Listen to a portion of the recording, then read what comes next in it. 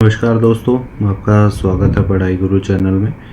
आज हम बात कर रहे हैं इग्नू के subject MMPC 5 quantitative analysis for managerial application और इसका पहला यूनिट है collection of data. Collection of data के बारे में चलिए जल्दी से देख लेते हैं क्या क्या इसमें इम्पोर्टेंट है और क्या क्या चीज़ें समझनी चाहिए।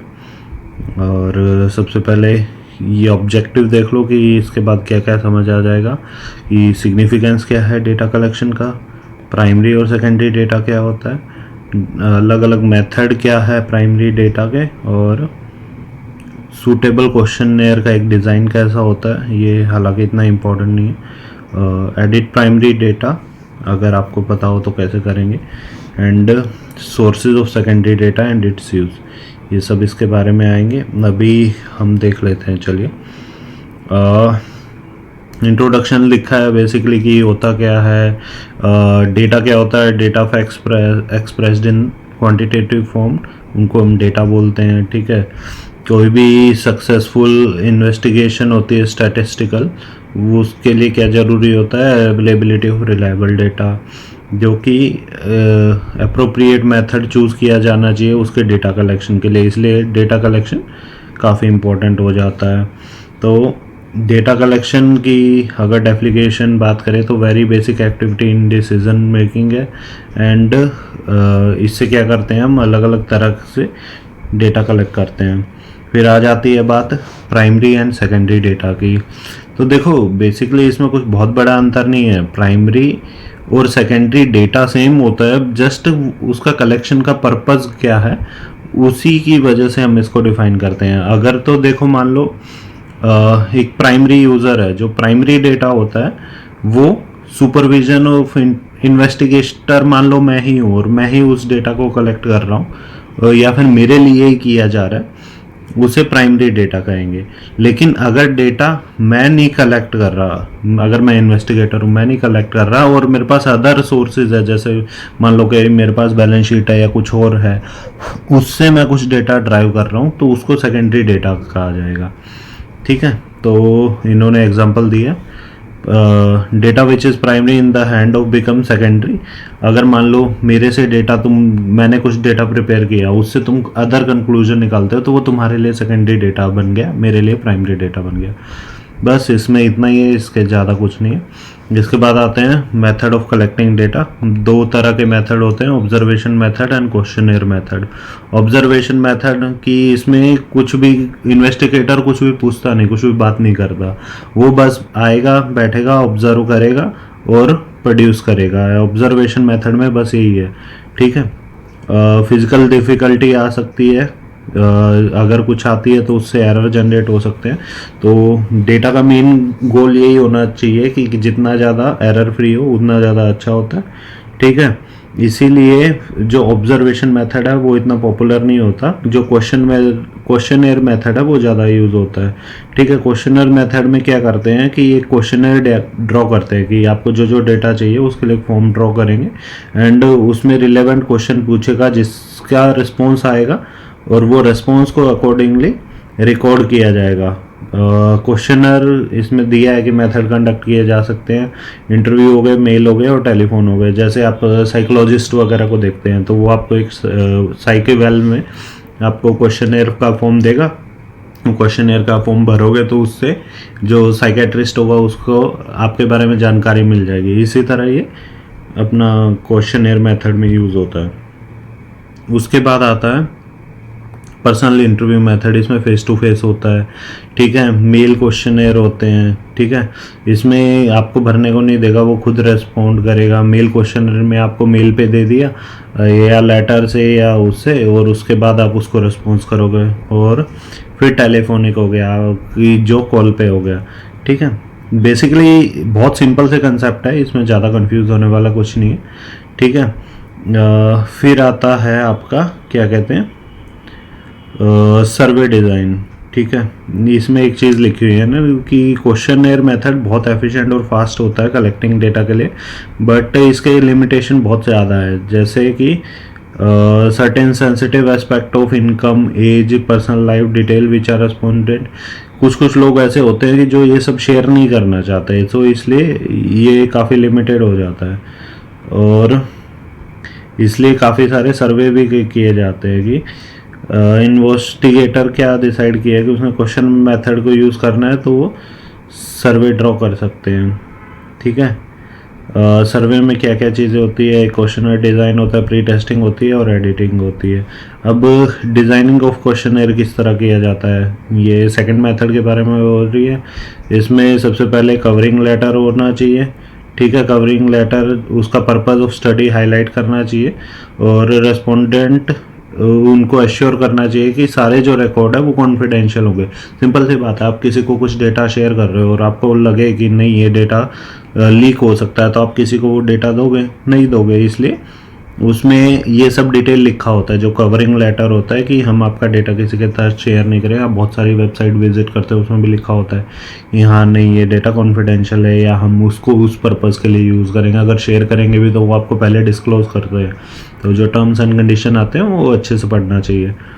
फिर आता है नंबर ऑफ क्वेश्चन कितने होने चाहिए। देखो बहुत ज़्यादा लंबा फॉर्म होगा तो कोई भी भरने से उसे कतराएगा, तो बेसिक सी चीज़ है कि जितना कम हो उतना ज़्यादा होना चाहिए। अच्छा रफ इंडिकेशन इन्होंने दिया है 15 से 40 के बीच में। अगर 25 से ज़्यादा होता है तो उसको अलग अलग पार्ट में डिवाइड कर देना चाहिए, ऐसा लिखा है। उसके बाद क्वेश्चन सिंपल, शॉर्ट और अनएम्बिगुअस होना चाहिए। एम्बिगुअस मतलब ऐसा नहीं होना चाहिए कि मीनिंग कुछ और निकले, और क्लियर होना चाहिए जो भी उसका मीनिंग है। ठीक है, जैसे अगर आप किसी लिटरेसी के बारे में पूछ रहे हो तो वो लिटरेसी में आप उनको ऑप्शन दो कि हाई स्कूल है, एजुकेशन है, ठीक है, पोस्ट ग्रेजुएशन है, इस तरह के, बजाय कि क्या पता कोई अगर लिटरेसी लिखे तो बोल दे क्लास 1 क्लास 2। तो उससे बेटर आपने उन्हें ग्रुप में डिवाइड कर दिया, तो डेटा आपके अकॉर्डिंग के लिए आएगा। क्वेश्चनर यस नो टाइप का हो सकता है, मल्टीपल चॉइस का हो सकता है, मतलब आप जितना रिस्ट्रिक्टेड उस डेटा को रखेंगे वो उतना अच्छा है। फिर questions of sensitive and personal nature should be avoided, क्योंकि ये लोग खुशी खुशी देना नहीं चाहते, तो कॉन्फिडेंशियल इंफॉर्मेशन को जितना हो सके अवॉइड करना चाहिए। जैसे सेल्स, प्रॉफिट, मैरिटल हैप्पीनेस, ये सब क्वेश्चन कोई भी क्यों आंसर करेगा। फिर आता है answer to question should not require calculation. कोई भी क्वेश्चन में अगर ज़्यादा दिमाग लगाना पड़ेगा तो ऑफ कोर्स कोई भी भरने से उसे कतराएगा। सो सिंपल होने चाहिए, उसमें ये सब मैथ्स वैथ्स नहीं होना चाहिए। फिर क्या होता है कि लॉजिकल अरेंजमेंट क्या होने चाहिए।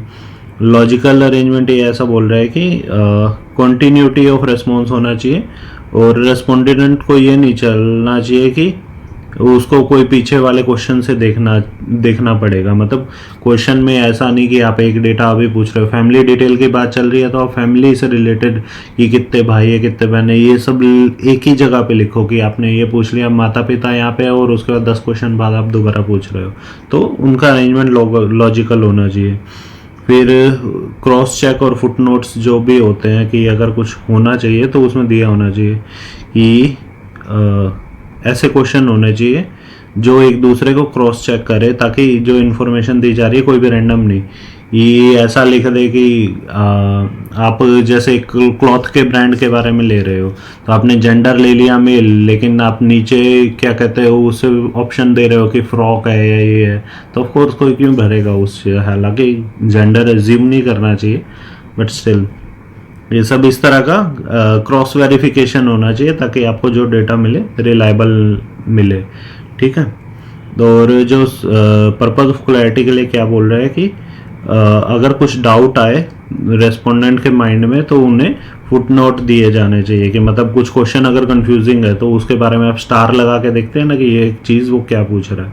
कि जैसे इन्होंने दिया है इनकम लिमिट पूछा है 10 to 2000 एटसेट्रा, तो अगर किसी 2000 मिल रही है तो वो किस क्लास में लिखेगा ऐसा बता सकता है, क्योंकि 2000 इसमें अभी आ रहा है और इसमें भी आ रहा है।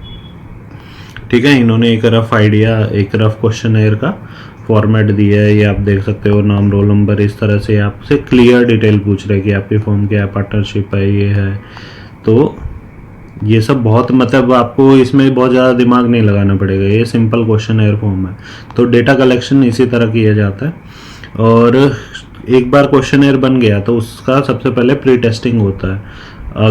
इसको ये एक इम्पॉर्टेंट स्टेप है प्री टेस्टिंग, इसको पायलट सर्वे भी बोला जाता है, ठीक है, क्योंकि ये मेन सर्वे वर्क से पहले किया जाता है। तो आप टेस्ट केस लेते हो और टेस्ट के सिनेरियो में उसे रखते हो, ठीक है। अगर उस क्वेश्चनर में कुछ प्रॉब्लम होगी तो या इनकन्सिस्टेंसी या रिपीटेशन होगी तो उनको अवॉइड किया जा सकता है, ठीक है। अगर टाइम और रिसोर्सेज हो तो सेकंड आप प्री टेस्टिंग भी कर सकते हो, ठीक है। प्रॉपर टेस्टिंग और रिवाइजिंग से आपका क्वेश्चनर अच्छा बनेगा और आपको ज़्यादा डेटा यील्ड देगा।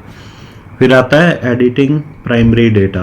जो भी आपको डेटा आया फिर आप क्वेश्चनर के बाद उसे एडिट करेंगे, ठीक है। एडिट किस लिए करते हैं कि डाटा को क्लींस करने के लिए, क्लींजिंग ऑफ डेटा बोलते हैं एक टर्म में।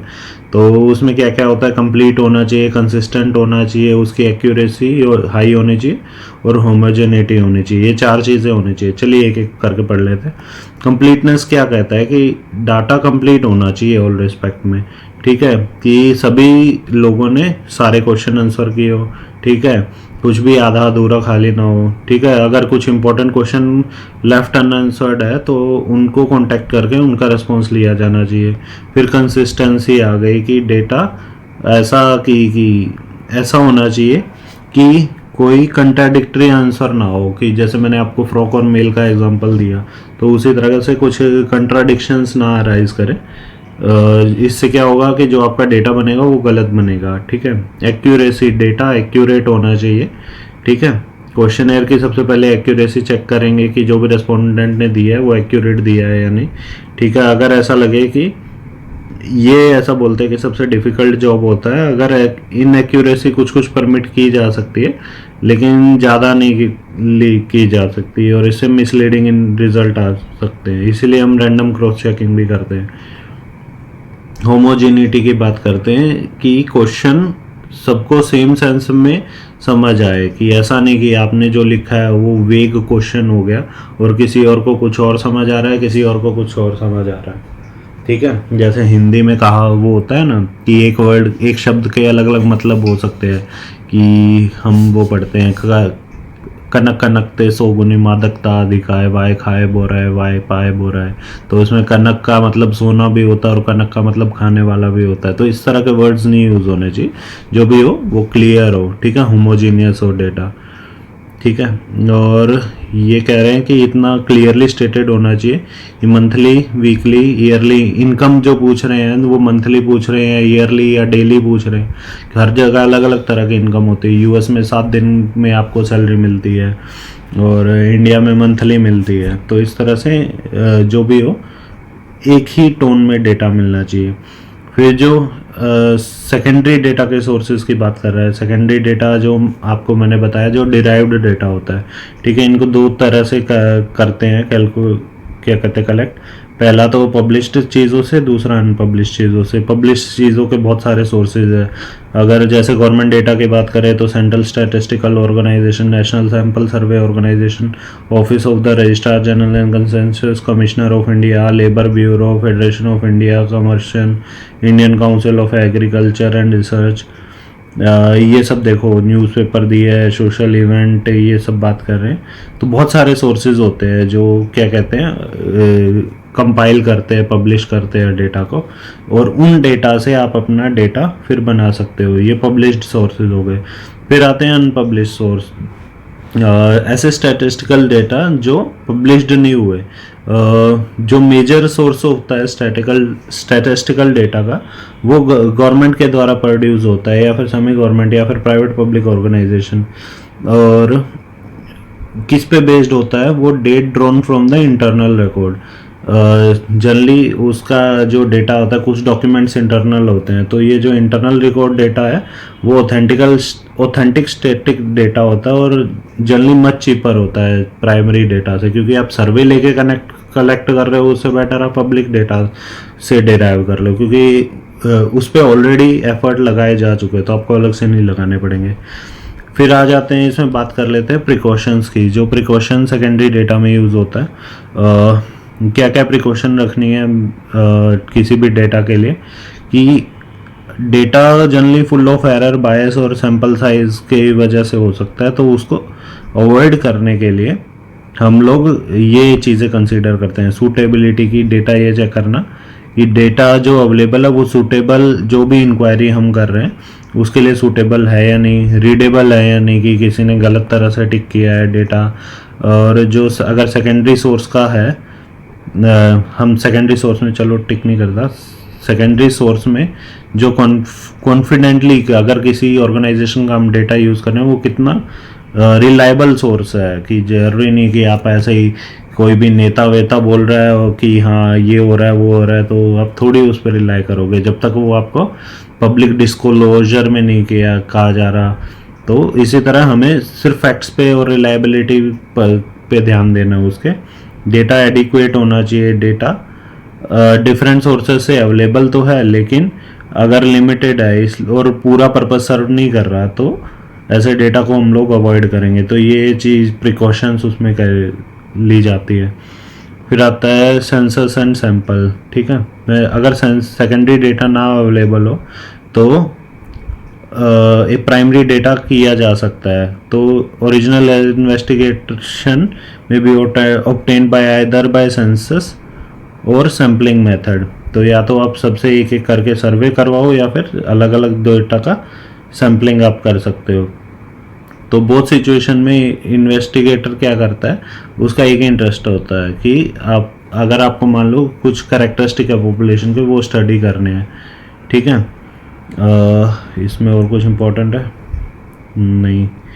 सैम्पलिंग मेथड का इसने डेफिनेशन दिया है कि अगर इन्वेस्टिगेटर स्टडी कर ले only representative part of total population and उसके बाद उसको वो एक्स्ट्रापोलेट करता है, जैसे कोरिलेशन वगैरह ये सब टेक्निक यूज़ करके, तो उस चीज़ को सैम्पलिंग मेथड बोलते हैं कि एक छोटा डेटा कलेक्ट करके और उसको फिर आप एक्सपेंड कर रहे हो एक लार्जर पॉपुलेशन पे।